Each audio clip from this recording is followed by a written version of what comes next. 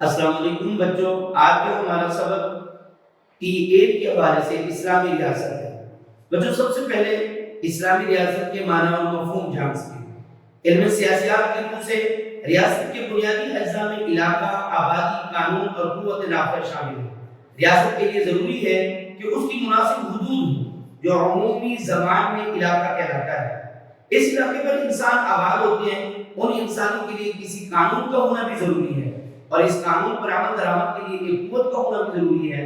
اس قوت کو حکومت یا قوت نافذ کہا جاتا ہے۔ اسلامی ریاست میں اقتدار اعلیٰ اللہ تعالیٰ کے لیے خاص ہے۔ مسلم ریاست کے تمام اداروں اور اقدامات میں حاکمیت الہیہ کو جاری و ساری ہونا چاہیے۔ مسلم علماء نے معاشرے کے 3 بنیادی ادارے بیان کیے ہیں جن کو خاندان، مسجد اور مکتب کا نام دیا جاتا ہے۔ یہ 3 ادارے انسان کے بنیادی تربیت کا فریضہ انجام دیتے ہیں۔ یہی تربیت یافتہ افراد حکومتی اداروں میں اپنی خدمات پیش کر کے ریاست کو مضبوط بناتے ہیں۔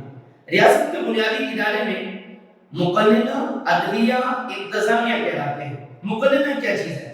مقننہ کے افراد قانون بناتے ہیں۔ صوبائی اور قومی اسمبلیاں اور ایوان بالا یعنی سینٹ قانون ساز ادارے کہلاتے ہیں۔ عدلیہ اس قانون کے مطابق فیصلہ کرتی ہے اور انتظامیہ ان فیصلوں پر عمل درآمد کراتی ہے۔ میڈیا مثبت اور منفی کرداروں کو عوام الناس کے سامنے اجاگر کرتا ہے، پیش کرتا ہے۔ اسلامی ریاست حقیقت میں ایک فلاحی ریاست ہے۔ فلاحی ریاست کا مقصد ایک ایسے معاشرے کا قیام ہے جو ہر میدان میں عدل کے ذریعے سے خیر خواہی اور مخلوق خدا کی خدمت کرنے والی ہو، جو نبی تعلیمات کی روشنی میں امن عامہ کے قیام اور دفاعی انتظامات کے علاوہ زندگی کے ہر شعبے میں اخوت، محبت اور امانت داری کے نظام کو قائم کرنے والی ہو۔ دین اسلام میں مذہب اور سیاست کا آپس میں گہرا تعلق ہے۔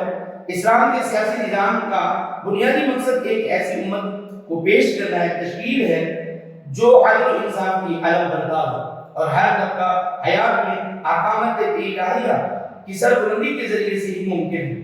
مسلم حکمران کے بنیادی فرائض کے سلسلے میں ارشاد باری تعالیٰ ہے، یہ وہ لوگ ہیں اگر ہم ان کو زمین میں اقتدار بخشیں، یہ نماز قائم کریں گے اور زکوٰۃ ادا کریں گے اور نیکی کا حکم دیں گے اور برائی سے روکیں گے اور تمام کاموں کا انجام اللہ کے اختیار میں ہے۔ یہ سورۃ الحج آیت نمبر 41 میں ہے۔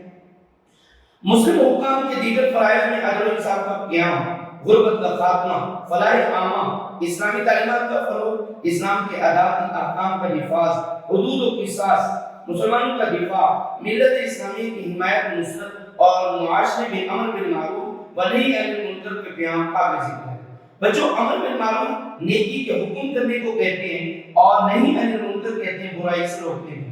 اسلامی فلاحی ریاست میں ہر پہلو سے قرآن و سنت کی تعلیمات کا کارفرمائی ہوتی ہے۔ قرآن و سنت کے علاوہ کوئی ایسا انسان بھی نہیں بن سکتا جو اسلام کی روح کے منافی ہو، کیونکہ ریاست کا مقصد افراد اور معاشرے کو حقوق و مقاصد کا تحفظ ہو تاکہ انہیں ترقی کے یکساں مواقع فراہم ہو سکیں۔ اسلامی ریاست میں بحیثیت انسان مسلم اور غیر مسلم میں کوئی فرق نہیں ہے۔ اسلامی ریاست نے غیر مسلم کو جان اور مال، عزت کے تحفظ کے علاوہ بے شمار حقوق دیے ہیں۔ اسلامی حکومت غیر مسلم کو اپنے مذہب پر عمل کرنے کی پوری آزادی دیتی ہے اور ان کی عبادت گاہوں کا تحفظ کرتی ہے۔ بچوں، یہ ہمیں دیکھیں اسلامی ریاست ہمیں سبق دے رہا ہے کہ غیر مسلم کے ساتھ ہم کیسے حقوق ہیں۔